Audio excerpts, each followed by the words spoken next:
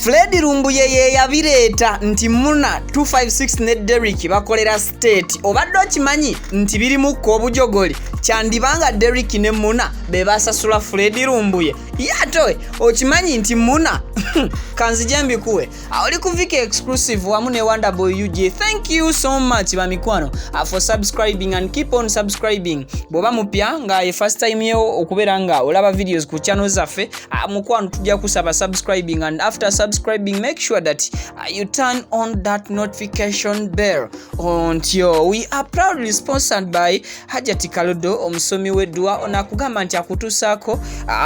eddwa esumulula buli ekizibu ekiri mbulamu bwo. Onoonya passport, visa, oba onoonya butuuze mu nsi ndala, onoonya mwagalwawo mukyala mwami oba oyagala byekuusa ku mirimu, Hajati Kalodo ye solution ino mwana twajja kubeera nga akulombereddwa era ng'osobola okubeera ng'omusanga wa kiso sinakindi n'okumukubirako kasimu akokolaba akaliko Hajati Kalodo omusomi weddwa mu box ya black enamba esembyayo 067 asonga ate ye Dr. Richard Senjobe omusawo omukugu okuva mu bannaffe ababiva organic natural and health products bakugamba nti bajja kujjanjaba nga bakozesa eddagala eri obutonde eritalina side effect oba eritalina kabi konna eri omubiri gwo n'obulamu bwo okutwaliza awamu. Bakugamba nti gwe omusajja abakukoledde akadagala akayitibwa wake up call akajja okubeera nga kagogola emisuwa gyo n'okubeera nga kazza ekitiibwa mu makaago. So nga ate gwe omukyala okufuna olususu olulungi abakukolera ekizigo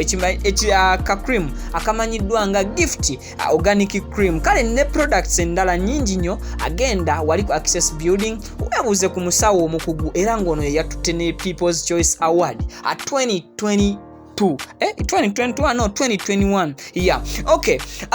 Derrick wa radio okosako Muna 256 awiche wedde yonna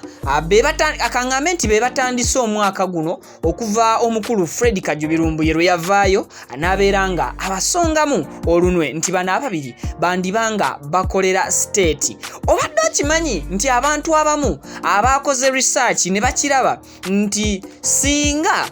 actually it's not single abantu abamu bakoze research ne wankubadde ba bloggers batintini abakatandiko kiraba anti Derrick wa radio yandibanga kituufu ayinzo mbu Derrick wa radio ayinzo okubanga ye yaluko olukwe olugamba Fred Lumbuye ayogere ebyo byayogera obujulizi lwaki kiri bwe kityo n'abalowooza nti kiri bwe kityo alwansonga nti ebintu bino nga biri mu politics nandi bibannyonnyodde ne mbitegeera bulungi. Kale Derrick wa radio ne Muna abaagala obutuuze mu nsi endala era mu ngeri y'okuba nti banoonya obutuuze obwo akati waliwo kye bayita political threat nti bw'obeera ng'oli mu ggwanga erimu osobola okwogera nti mu ggwanga eryange gyenva awaliyo embeera ey'ekyo kigambo kyegambye political threat abakugu bakiŋŋambyeko naye bakugu kivikirumu olyekubye empi. Anyway so nti osobola okubeera nga ekintu ekyo kikwanguyiza okufuna obutuuze mu nsi endala gy'obeera oyagala okubeeramu. Ajjukira nti Derrick wa radio ne Muna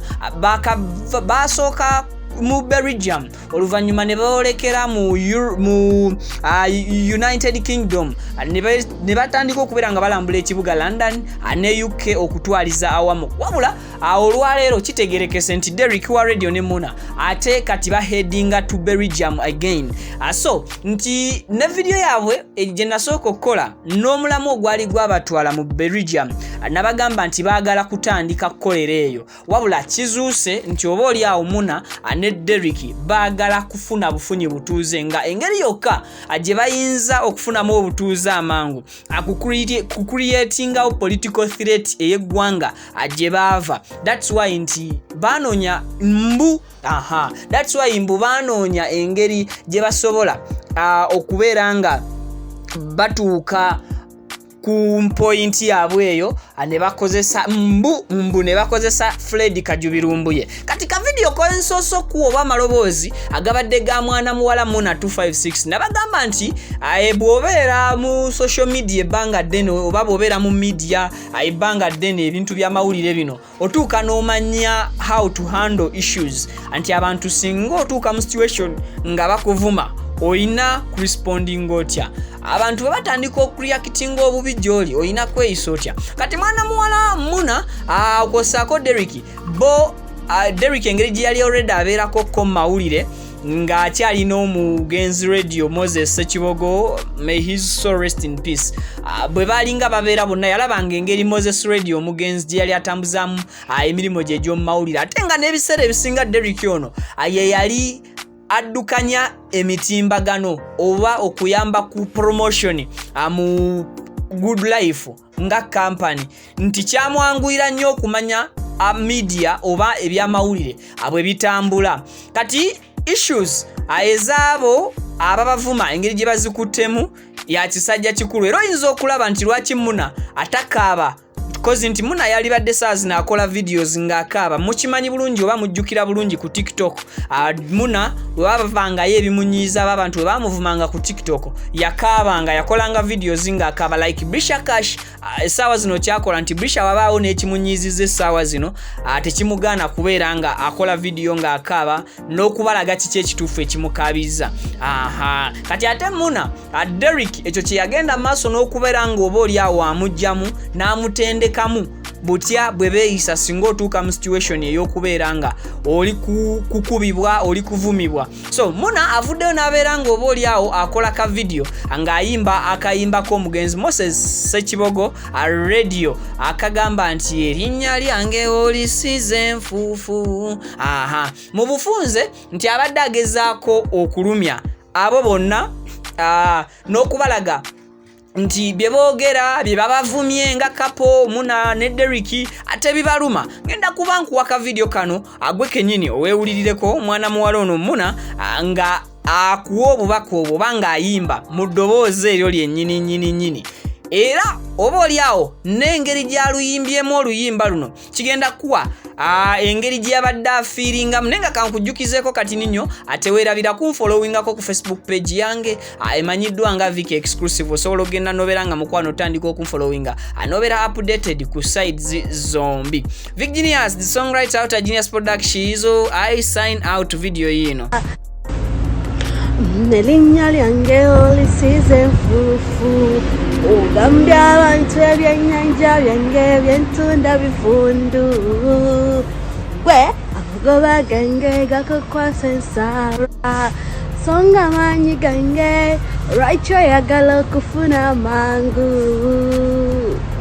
oyagala binneme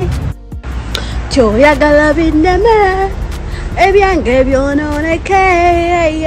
abaguzi badduke bifiirwe gwonyumirwe ngenda maaso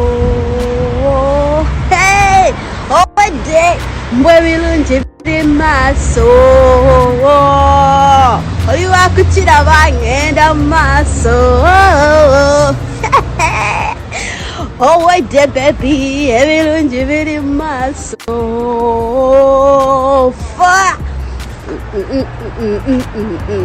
mambo nange bansobera baawukana